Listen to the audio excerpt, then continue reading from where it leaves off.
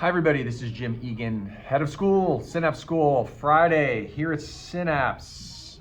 We're heading to the end. I think there's like a few more days for 8th graders of classes, then they go on a field trip, then they're going to Alaska. I'm going too, I can't wait. And that's not next week, but it's the following week. Other kids are wrapping up projects. We have T3 Portfolio Day coming up. Parents, put that on your calendar. That's gonna be here before you know it. And then obviously Spirit Week and graduation, that's it, it's a wrap. So things are accelerating toward the end, but there's a great feeling here on campus.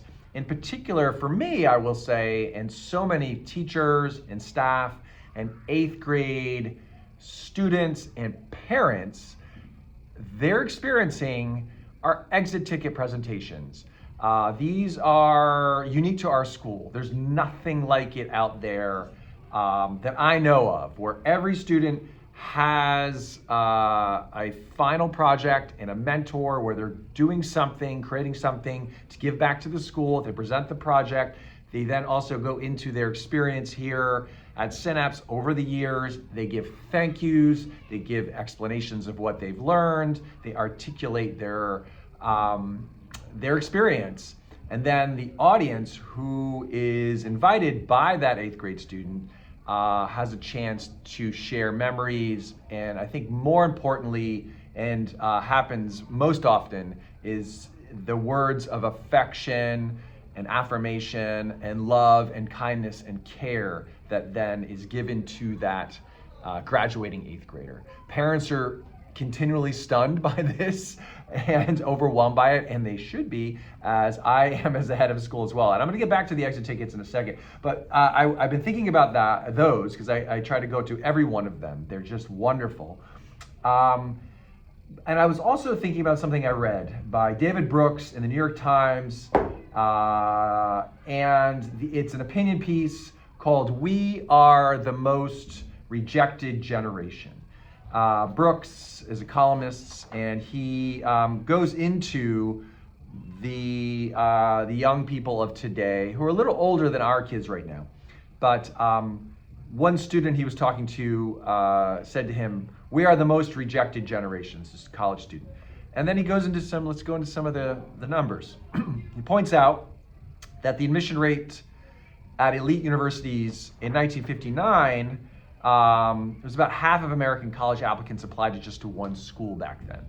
But now students feel compelled to apply to 20 to 30 colleges. And I know even Synapse grads who've done that. In the past 2 decades, the number of students applying to the 67 most selective colleges has tripled to nearly 2 million a year. Roughly 54,000 students applied to be part of the Harvard class of 2028.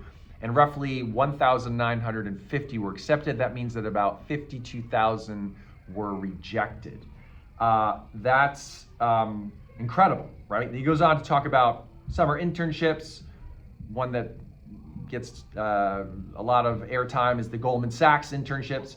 They have about 2,700 positions. They receive about 15,000 applicants. So 312,000 kids get rejected each summer. And then he goes in to talk about, he's not even discussing those being rejected kids in sort of everyday experiences, right? Whether it's Instagram posts nobody likes, or friend groups that exclude, or the dating apps where you just swipe kids away. I've never been on a dating app, but I think you can swipe or exclude that way too. It's incredible. It goes into the clubs of colleges and universities, right? Many clubs are just as hard to get into as the colleges themselves. It talks about the Voyager Consulting Business Club at the University of California, Berkeley receives 800 to 1,000 applicants each semester, takes 6 kids. So you've got a situation where kids are being rejected continually and constantly. And what really grabbed my attention is he discussed the 94% of American students who don't go to elite colleges and don't apply for internships at places like Goldman Sachs.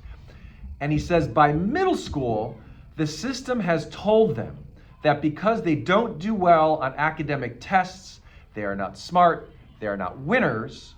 That's among the most brutal rejections our society has to offer. So Synapse, we're a TK8 school. Back to the exit tickets. Over and over and over the past couple of weeks, and certainly over my time here, which is longer than a decade, students articulate their middle school experience, their TK or K8 experience, in a way that shows me that they did not have to feel unneeded rejections in their experience here at Synapse. Sometimes parents take issue with this, that they think coming down the road is this rejection machine, right? And Brooks is saying that is there, particularly for those going into the elite institutions. This is my message to the parents watching here. I think rejection in small doses is fine at certain points in time. The whole point of middle school is to avoid that. You want kids to try things. You want kids to mess up things. You want it to be low stakes, right? It's developmentally inappropriate to take a 10, 11, and 12-year-old and have them experience mass rejection and intense competition. Some kids get through that filter just fine.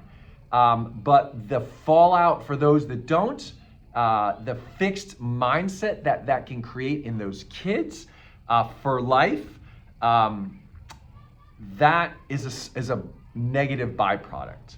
I think middle school is a critical time for identity development.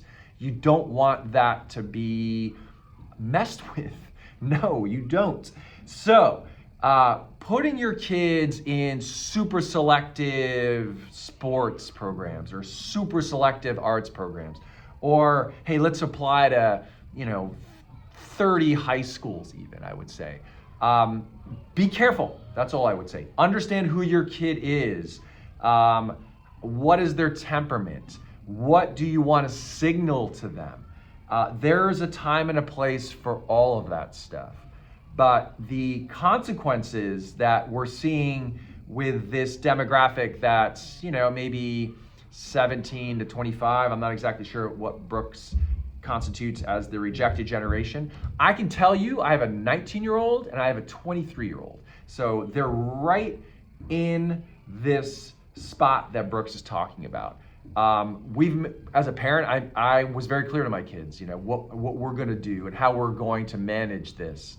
And maybe we got a little lucky. I don't know. My daughter applied to one school, right? And she got in. But I know she was okay with not getting into that. She had an understanding of what she wanted to do. And it wasn't about getting into the selective college. It was about going to a program that made sense for her and going to a place where she could develop and flourish. So I want to thank my wife, right? She understands this too. We've really tried to put our kids in places where they could thrive as unique individuals, as a family, for our values. And again, every family's got different values. Our values were about being independent, having agency, understanding who you are as an individual, and really cherishing the opportunity to explore who you are as a person. So I think Brooks has got you really should read it. I thought it was a super interesting opinion piece. And then as a family, understand what your kids are going into, and then make some choices. Help guide them, right? It shouldn't be just their choice either, right? You as parents have to understand that. What I know we do here in a TK8 school like Synapse that is all about innovation, all about really challenging assumptions around academics and learning, and a deep foundation of SEL, right? Emotional well-being is the most paramount thing. In those exit tickets, back to the exit tickets, for those 8th graders, over and over and over, I'm seeing incredible academic work being presented. I'm seeing just such creative projects. coming to life that are going to help our community thrive after those kids leave. But most importantly, I'm seeing that we taught kids about the world that's out there, right? We've really inspired interest in figuring out the world. But part of that world is the kid themselves. They're articulating their feelings. They are able to express how they have experienced Synapse and how they feel about the people that have been here for them. I'm also seeing, and it's almost more remarkable, is the audience members, kids, 13-year-olds, 12-year-olds, 14-year-olds, talking about love of a friend, being able to articulate that to that boy or girl up there, talking, say, hey, this is why I love you. This is why you added value to my life. You are kind. You are curious. You helped me with my homework when you didn't have to. To hear them articulate things that adults can't do. That's going to be really important, folks, as we go into the future.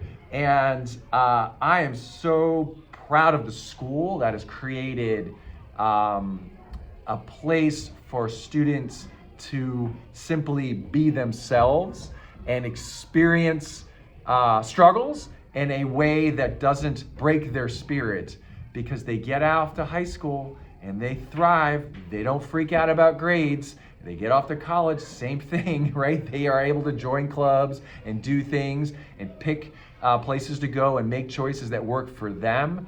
And yeah, we've got kids going off to all the high schools around here and all the colleges that Brooks talks about, but they're choosing those, right? And then they're choosing their own path once they get there.